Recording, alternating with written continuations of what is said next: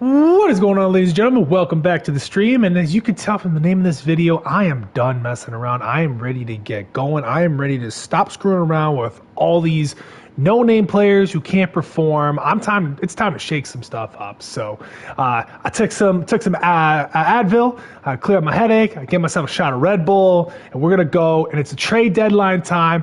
We're gonna fire up the phones. We're gonna make some big-time moves here at the deadline. So before we get to that, I'll show you guys that we've continued to struggle. So I really did need that Advil and a shot of Red Bull to alleviate some more pain that was coming in my head. But that's okay.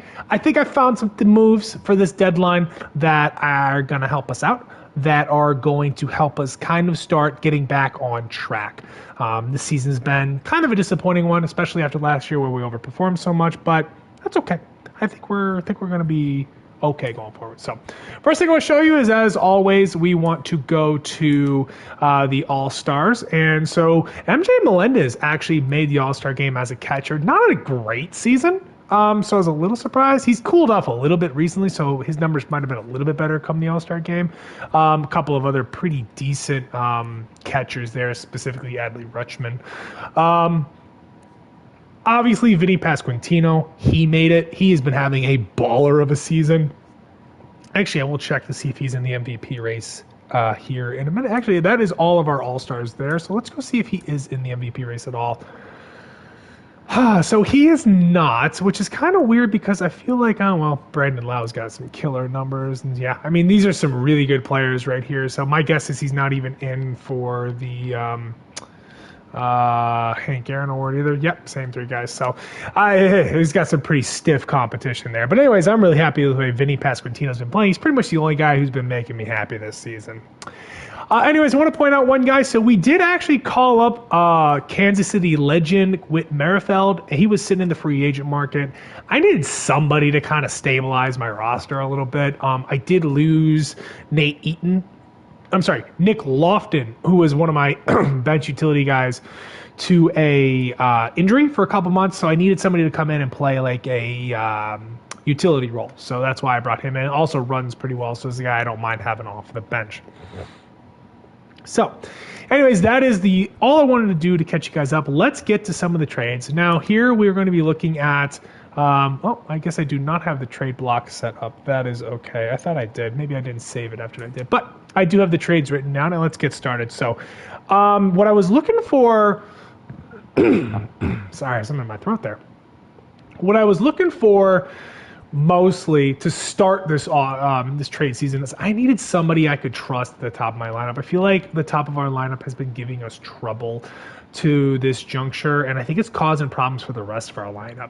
So I was looking for a guy who has decent enough contact, decent enough discipline, and decent enough speed. That's what I kind of profiled in the top of my lineup. I don't need a ton of power. I just need a guy who hits well, gets on base, and can swipe a bag if he needs to. And I was searching around in the player finder and actually found a guy by the name of Matt McLain. So you see, he's only a 75 overall. See, potentially probably isn't going to grow very much. I'll look into that.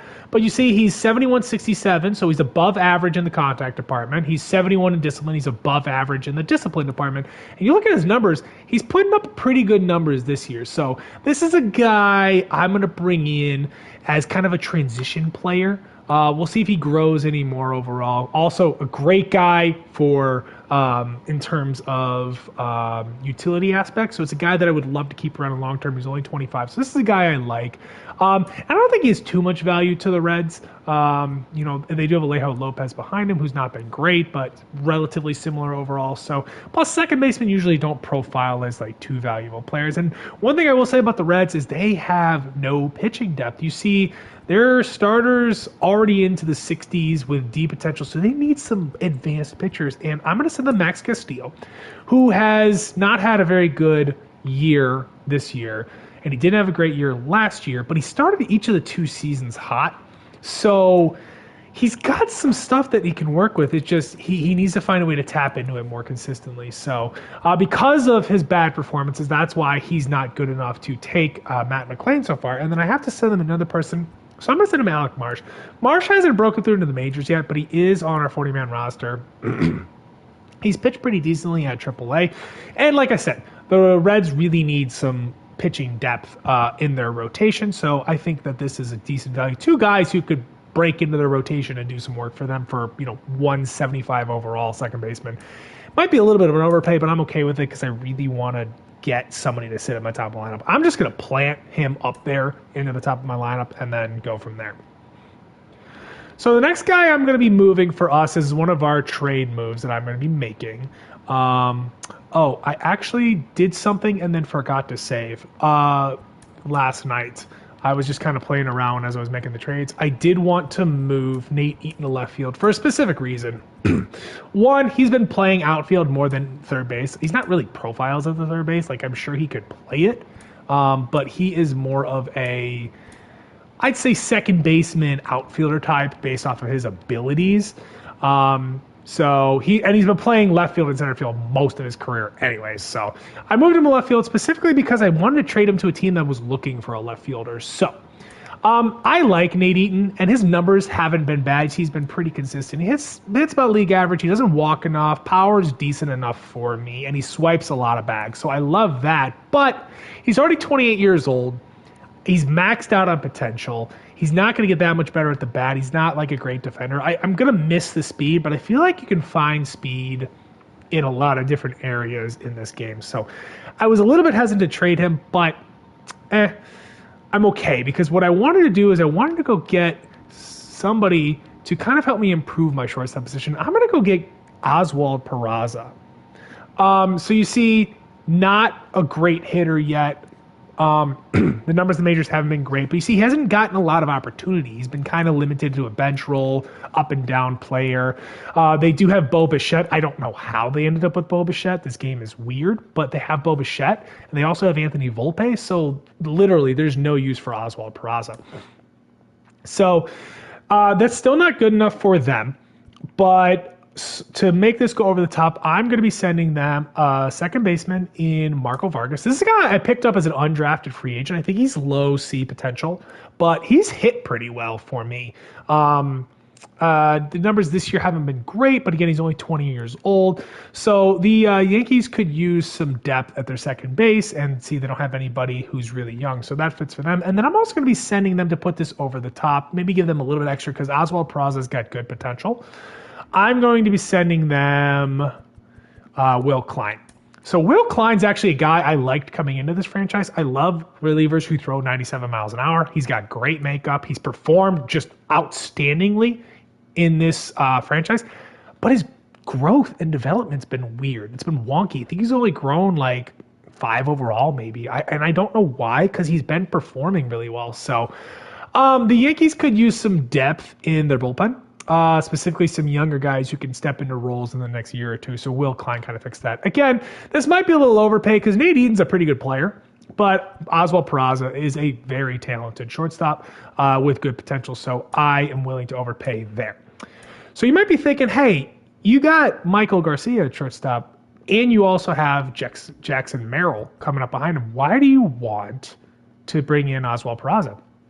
Well, to be honest with you, I've been very disappointed in Michael Garcia.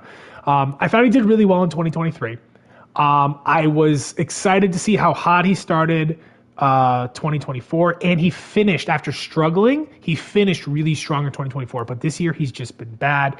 Really worried about him. His contact numbers aren't great, except against lefties. He doesn't hit for enough power. He takes some walks, but not a ton. He's a great defender, and he runs well, but I need a little bit more out of my shortstop. Jackson Merrill should be a decent shortstop. I think Oswald Peraza is also a pretty good shortstop. You see the numbers there defensively are pretty good as well.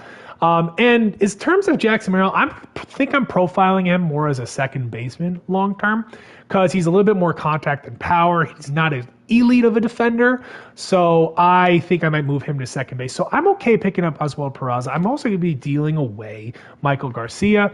And in the meantime, what I'm going to be doing is sending him to the Blue Jays, who do not have a stable shortstop on their roster right now. You see they lost Bo Bichette to the Yankees.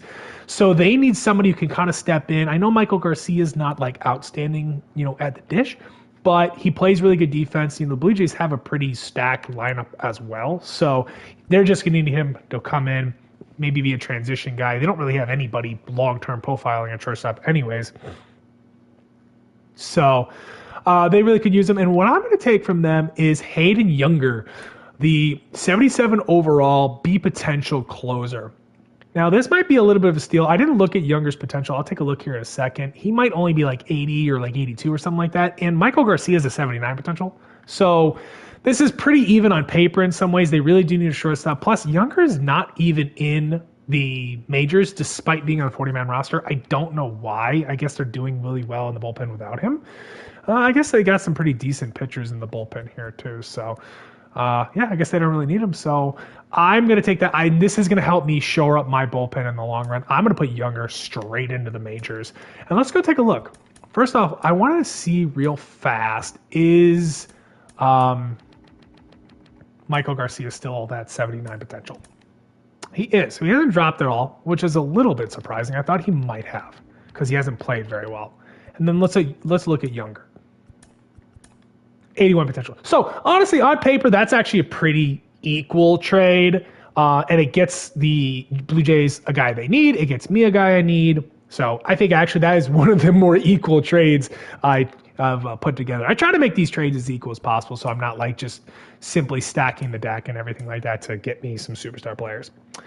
Okay, so a guy I'm going to be on the move here to, another trade chip, is Gio Urshela. So he did not have a great 2024, but he has bounced back in 2025. Again, not hitting for a ton of power, but he's always been more of a contact guy, even though he does have decent power numbers.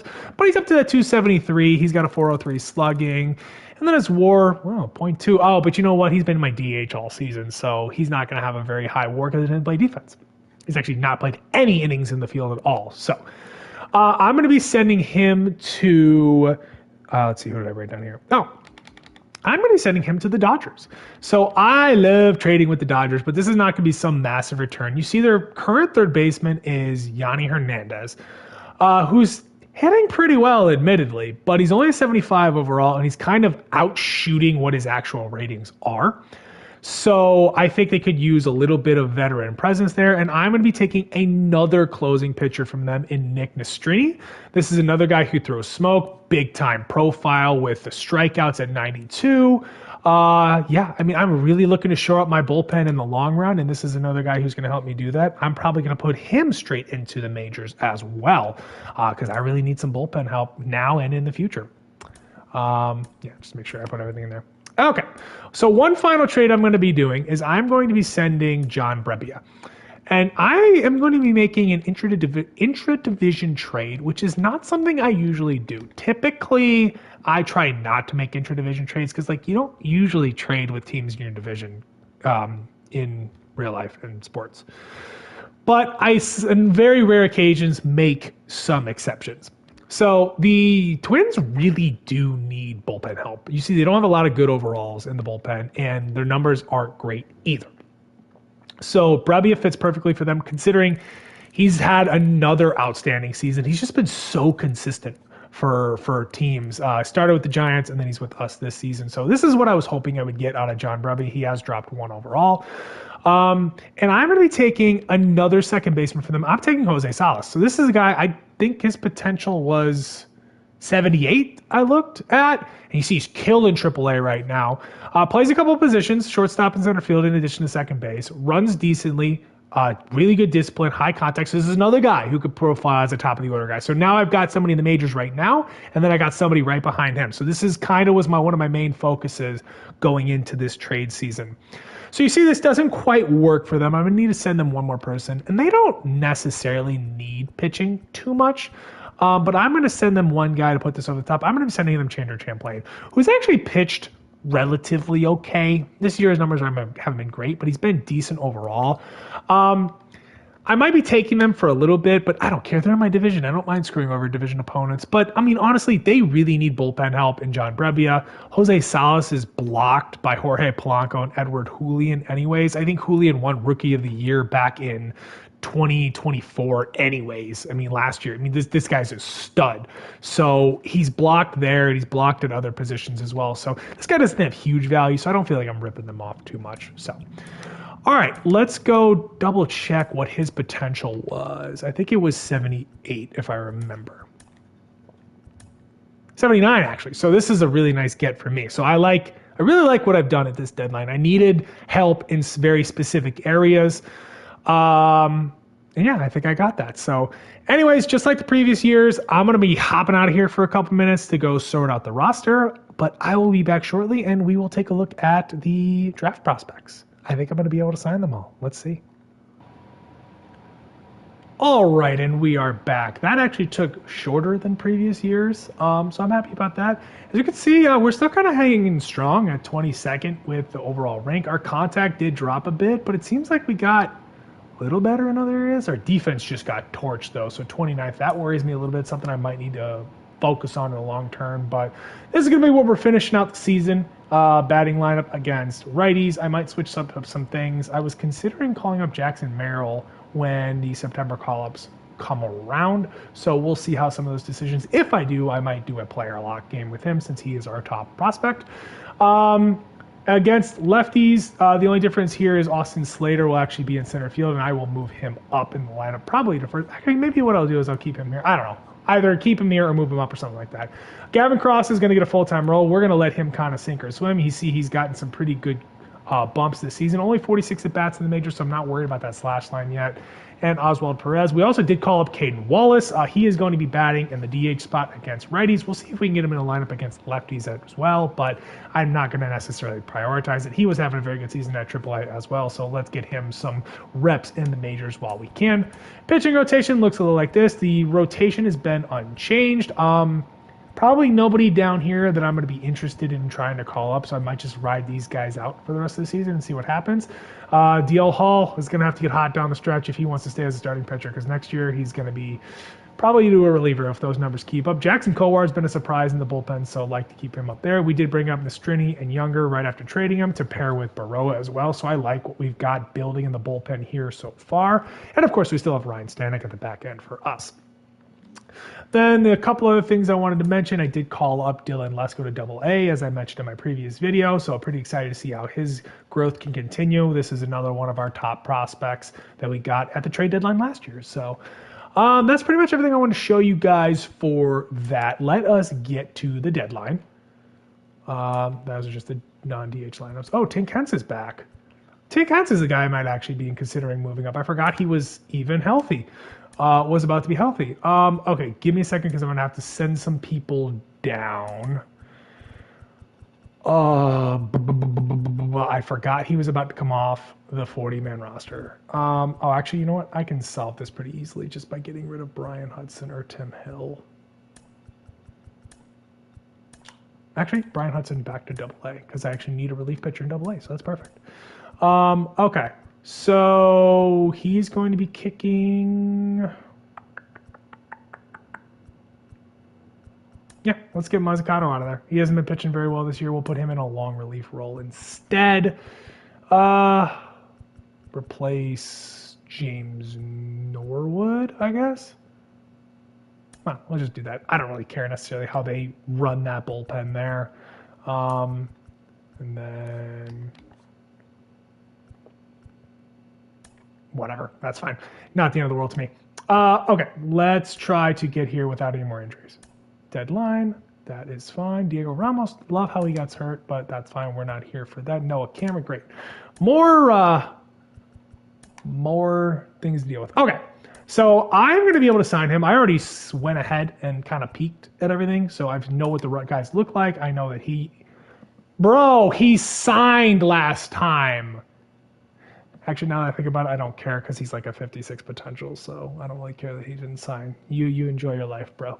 So that's fine. He did sign for that exact contract when I was simming last night. But anyways, let's take a look at, well, actually, I can't do that yet. And I need to go deal with Noah Cameron real fast. So, Noah Cameron back in that spot. Okay, now I can send down Tim Hill, I think. Not a guy I'm interested in keeping around, I suppose.